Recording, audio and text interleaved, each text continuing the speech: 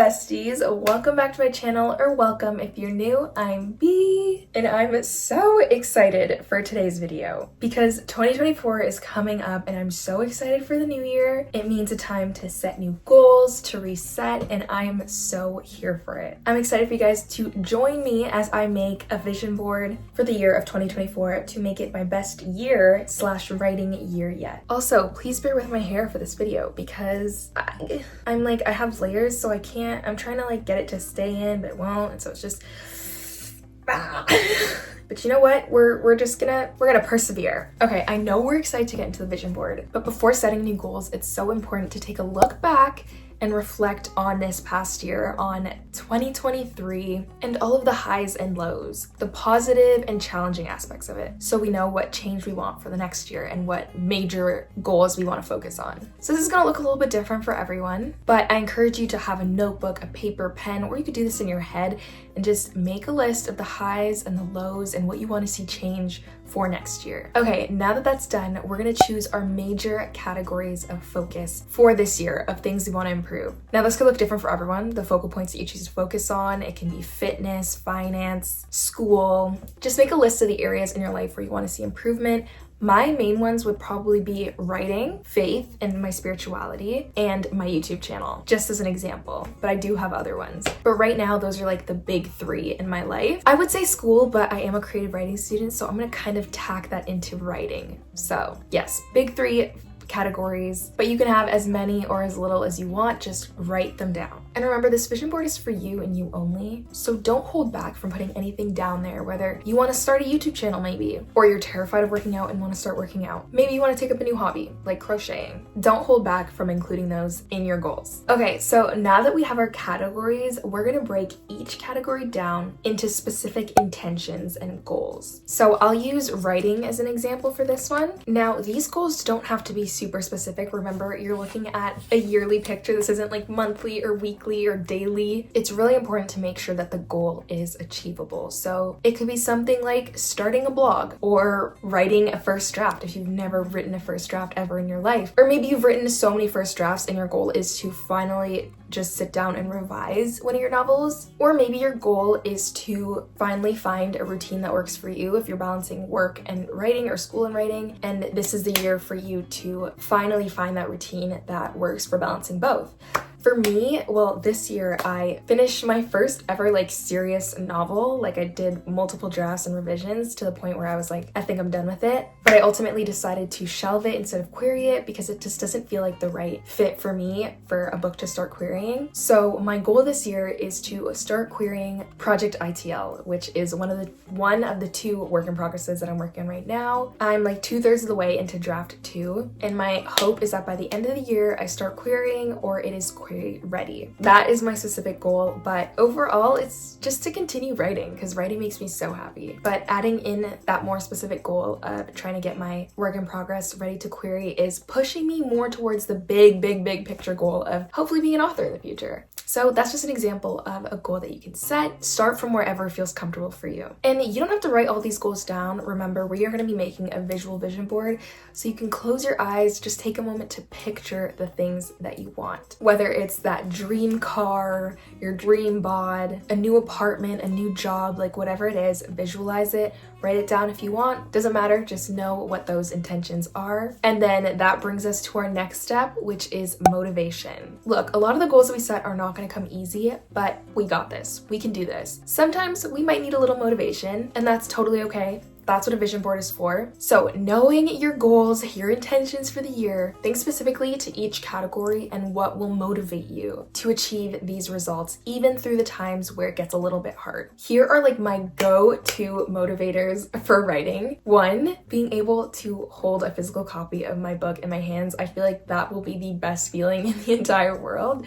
So that's definitely one of them. Having a book release party. I just feel like that'll be so fun. When I tell you I plan to be so extra when I publish a book, I will have a party and then every year I will have a book birthday.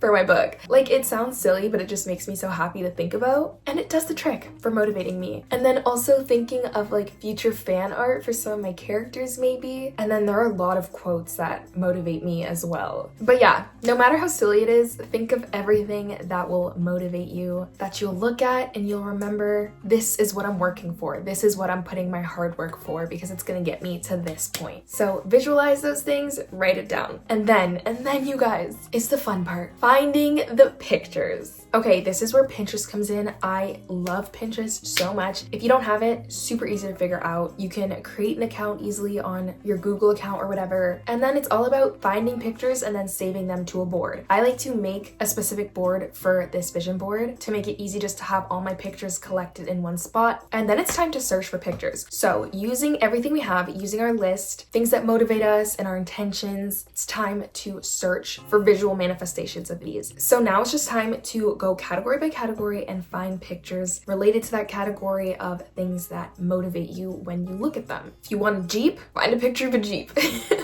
If you want to start going to the gym, find some gym pictures. For writing, I like to find aesthetic writing pictures, writing quotes that motivate me the most, even some book quotes from my favorite books, just whatever speaks to you. Have fun with it. Don't be super picky. Anything that you think might be good, throw it all into the board, and then when you're making the vision board later, you can play around with it.